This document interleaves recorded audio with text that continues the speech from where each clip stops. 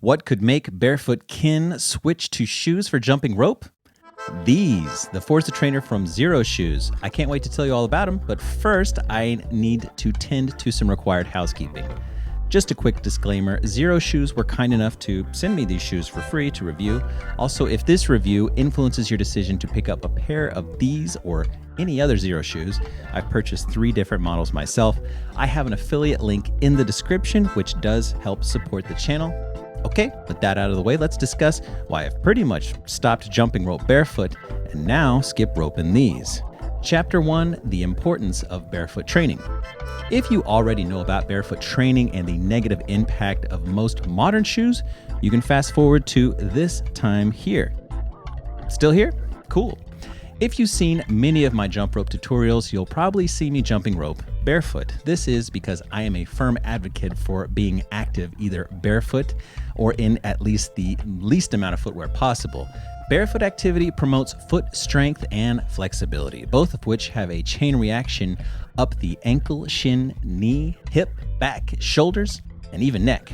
Most modern shoes stick arch support, cushioning, and a raised heel under the foot, which interferes with the arch's ability to compress and act as a spring and the Achilles' ability to fully extend to help load that spring. Cushioning interferes with our foot's ability to sense the ground, resulting in harder landings necessary to receive necessary feedback, which sends shock up the chain, resulting in sore knees, hips, and backs. This cushioning also contributes to the stack height of the shoe, making preventing ankle rolls trickier and increasing leverage for ankle rolls even worse.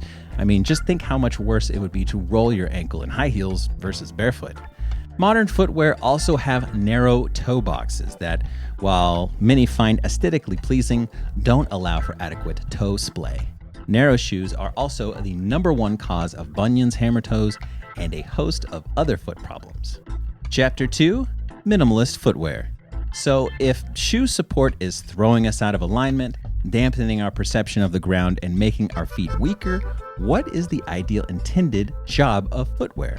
Well, footwear really only has one job: to protect the foot when protection is necessary. Just a quick side note, if you are interested in starting barefoot training or going minimalist in your daily footwear, please go slow. Though going barefoot feels amazing, many have made the mistake of doing too much too quickly and ended up with everything from overworked calves and Achilles tendons to broken metatarsals. Your body simply isn't ready for it. So maybe only start off going barefoot or in barefoot shoes for 10% of the time and increasing that by 10% every week to give your body time to acclimate. Ready to go barefoot, but you still need to wear shoes? Enter minimalist footwear. Simply put, minimalist or barefoot footwear exists to protect the foot while not artificially supporting or restricting it. Xero Shoes is one footwear company leading the natural movement. Chapter 3, Xero Shoes and the Forza trainer. Xero Shoes makes a wide variety of footwear models for everything from running and hiking to casual and formal wear shoes that all abide by the standards of what a natural movement shoe should offer. Zero drop, meaning no raised heels, wide toe boxes, and non-cushioned flexible soles. One of these shoes is their all-new Forza trainer. These are the black models, which I asked for, but they come in a few other colors as well. The Forza line, as of the time of this review, contains the Forza trainer and the Forza runner. Since I prefer to run almost exclusively in sandals, I wanted to give the Forza trainer a try, and I'm very glad that I did. Let's have a look at the specs of the shoe. The men's Forza trainer comes in at 9.6 grams in weight, with the average women's version at 8 grams. All models are vegan friendly with a moisture wicking upper and several other details that I'll cover. So how do I use the Forza trainer? The Forza trainer is my indoor workout shoe, which I do 2 to 3 times a week between run days. As a trail runner and occasional road runner, my indoor workouts look mostly like jump rope in my garage, both speed ropes and weighted ropes.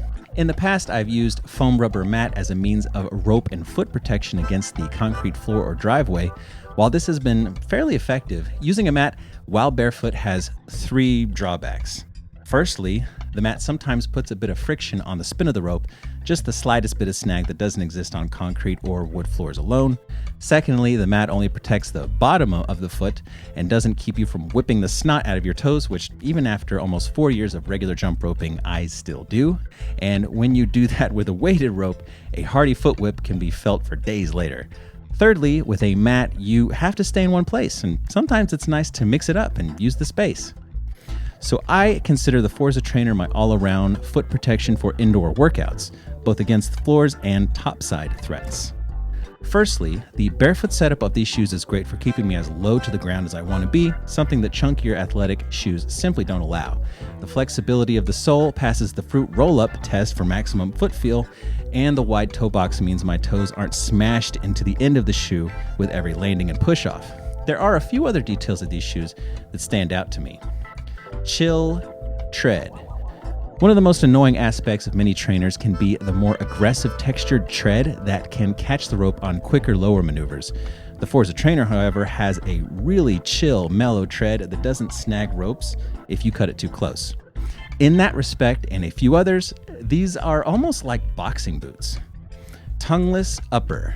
The upper of the Forza trainer has a somewhat of a single sock or booty design that sits on a rubber sole base. I like this because there's no tongue shift and it fits flush against the top side of my foot. The upper material is also very breathable, which is nice if you're skipping rope or lifting weights in a sweaty gym. Snug straps. The Forza trainer has two strap systems working on this upper. The first is across the width of the forefoot that runs through the lacing.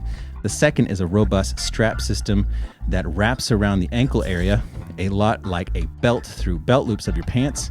It loops through a few anchor points and is not attached to the upper, making it fully customizable.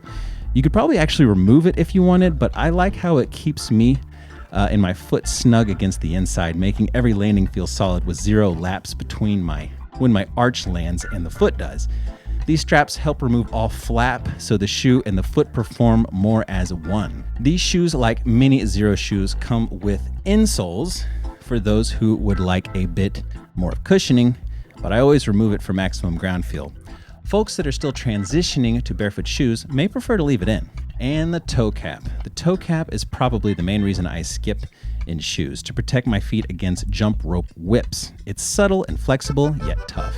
This toe cap feels like it will help with another problem I've had with some barefoot shoes, which is my big toe wearing through the toe box from the inside, which is a major reason why I run in sandals like these. I don't feel like this will be an issue with these shoes. So in summary, the Forza trainer really remind me of what I would imagine a barefoot boxer boot being. It meets all barefoot criteria while providing the security to the foot as a training shoe. So if you're doing any indoor training such as cross training for running, martial arts, boxing, or weight training, but you also adhere to barefoot training standards, you really don't need to look much further than the Forza trainer from Xero shoes. Also, even though it's a side note, this shoe doesn't look half bad as a casual shoe. Since I don't have many closed-toed shoes, I've been known to throw these on for a night on the town when sandals aren't the best call. So thanks again to Xero Shoes for helping me find my ideal indoor training shoe to keep my toes safe from my Muay Thai rope. I was tired of feeling like I had barefoot kicked a coffee table leg every time I whipped myself with it. If this review was helpful or you have any questions that I might be able to answer, let me know in the comments. If you want to pick up a pair for yourself or check out the other pairs of Xero shoes, my affiliate referral links are in the description of this episode.